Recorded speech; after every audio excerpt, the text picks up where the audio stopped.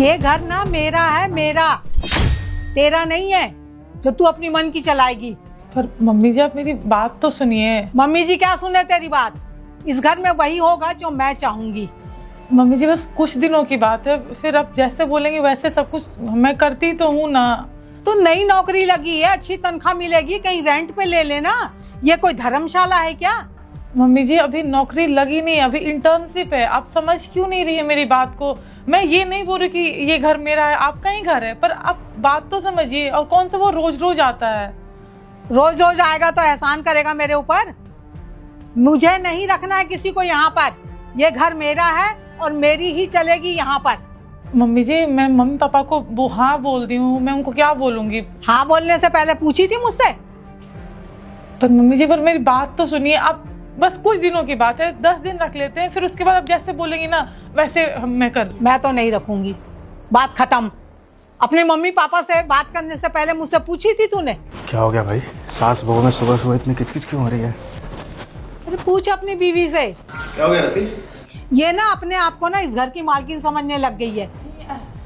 मैं बस वो ना मेरा भाई उसको इंटर्नशिप है, तो वो बोला कि दीदी कुछ दिन आपके पास रह लूंगा। मम्मी पापा भी बोले तो मम्मी जी को वही मैं बोल रही थी।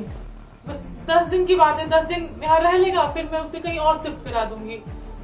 समझो ना कहाँ जाएगा? अरे इतनी देर से ना इतनी मुंहजोरी कर रही है मेरे साथ, इतनी बदतमीजी से बातें कर रही है। और तुझे पता है ना ये मेरा घर है, शुरू से यहाँ मेरी चलती आई है। मैं ये नहीं सुनो, मैं बस इतना बोल रही हूँ ना कि मैं मम्मी पापा को बोल दी हूँ, बस कुछ दिन की बात है। एक काम करो, अपने भाई को बुला लो, ठीक है? तुम जाओ, मेरा ऑफिस बैग तैयार कर दो।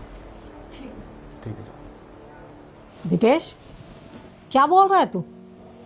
वो अपने आप को इस घर की मालकिन समझ रही है। तुझे पता है ना इस घर की मालकिन मैं ही हूँ और वही होगा जो मैं चाहूंगी। हाँ तो जो आप बोलेंगी वही होगा माँ। इस घर की मालकिन सिर्फ और सिर्फ आप।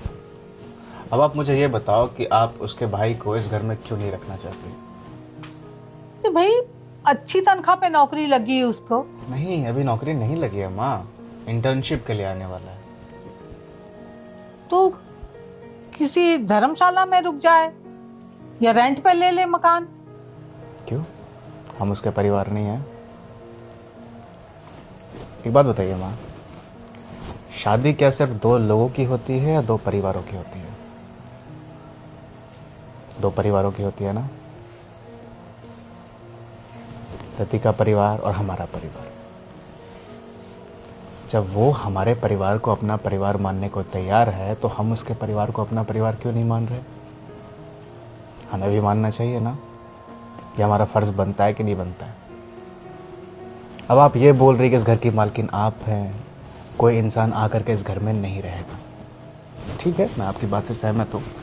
एक बात बताइए, 2020 में आप महाबलेश्वर गई थी, उस वक्त लॉकडाउन लग गया था। हाँ। 21 दिन का लॉकडाउन था, आप फंस गई थी, वापस आ नहीं सकती थी। आप एक ऐसे घर में रही थी जो आपके लिए बिल्कुल अनजान था, वो लोग भी अनजान थे, फिर भी उन लोगों ने आपको पनाह दी।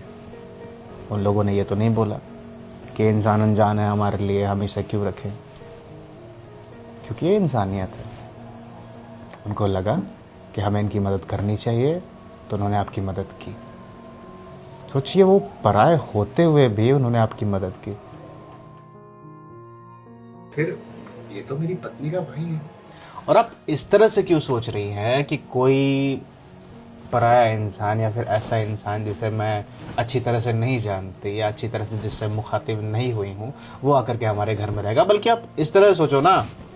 अब देखिए, आप बाजार जाती हैं, अकेली जाती हैं, 2 थैले होते हैं आपके पास, तो एक मुस्तंडा आ रहा है आपके घर में, उसको लेके जाइएगा मार्केट, वो आपके साथ साथ आपका सामान भी उठाएगा।